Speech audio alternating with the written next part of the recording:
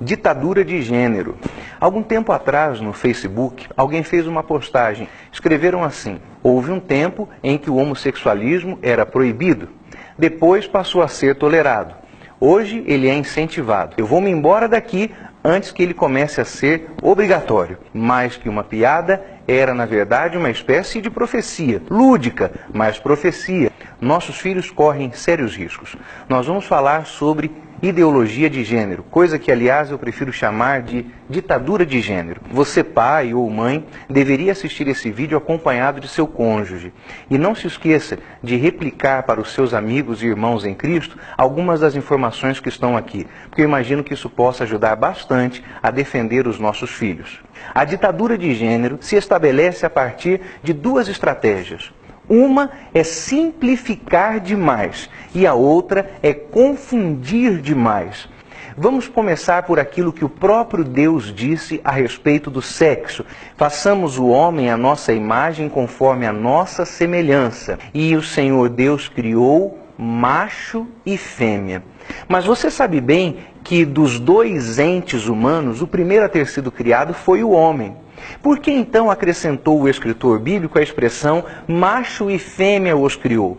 Porque o simples aparecimento do homem já pressupunha o futuro surgimento da mulher. E quando pensamos em um homem ou quando imaginamos uma mulher, tanto a imagem que temos de um homem quanto a imagem que temos de uma mulher traz-nos à mente não um estereótipo, como se quer dizer hoje, mas traz-nos à mente um protótipo, isto é, uma ideia concebida, fechada, resolvida daquilo que é o ser humano. Você tem em sua mente muito bem definido o que é o biotipo, o que é o comportamento, o que é a forma de ser, agir, pensar, movimentar-se de um homem e, em contrapartida, obviamente, de uma mulher. Mas quando se trata a respeito do sexo, no âmbito da ditadura de gênero, aquilo que é tão simples torna-se extremamente complicado por parte da mentira que Satanás criou. Então vamos buscar entender o que é a ditadura do sexo de gênero, como se usa hoje a palavra, e como ela tem confundido as crianças, os jovens, os adolescentes. Simples assim.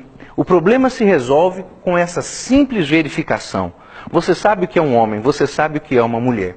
Mas a ditadura do gênero propõe o seguinte, que o sexo, que eles preferem chamar de gênero, estabelece-se a partir da verificação de três variáveis: anatomia, percepção, emoção. A partir das Sagradas Escrituras, para nós, homem é o seguinte: alguém nascido com os instrumentos genitais de homem, nasceu com um pênis.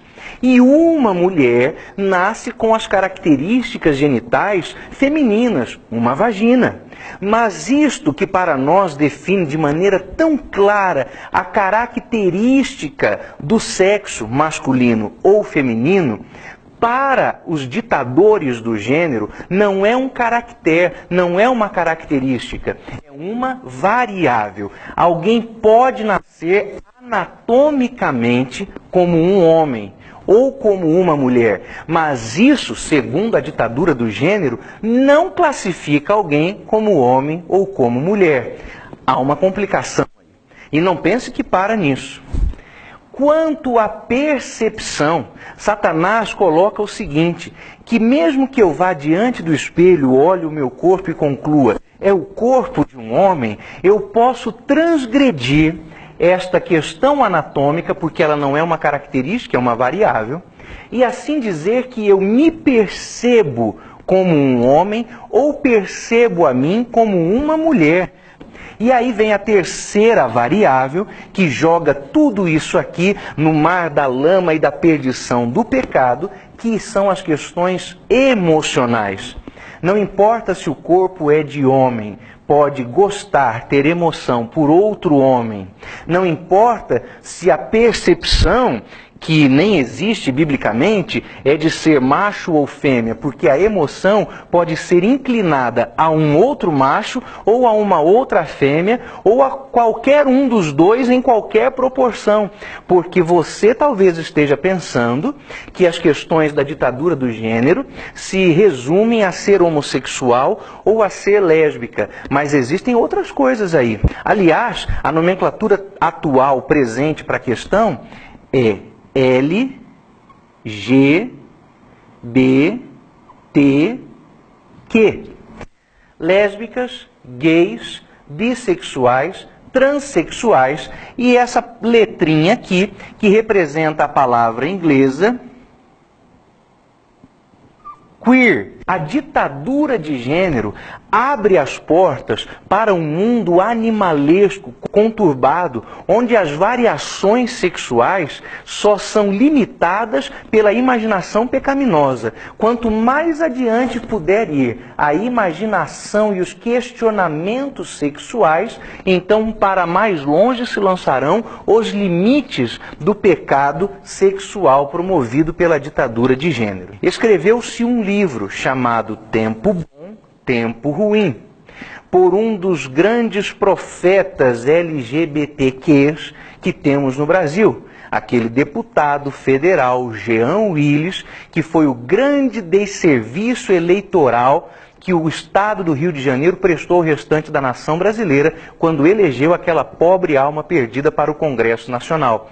Naquele livro, o sujeito escreve e coloca as suas questões relativas ao sexo, explicando isso. O que o nosso Deus estabeleceu como sendo apenas uma de duas opções para o ser humano, dadas desde o nascimento, sim, porque você nasce homem ou nasce mulher, não importa o que seja feito, você viverá homem ou viverá mulher.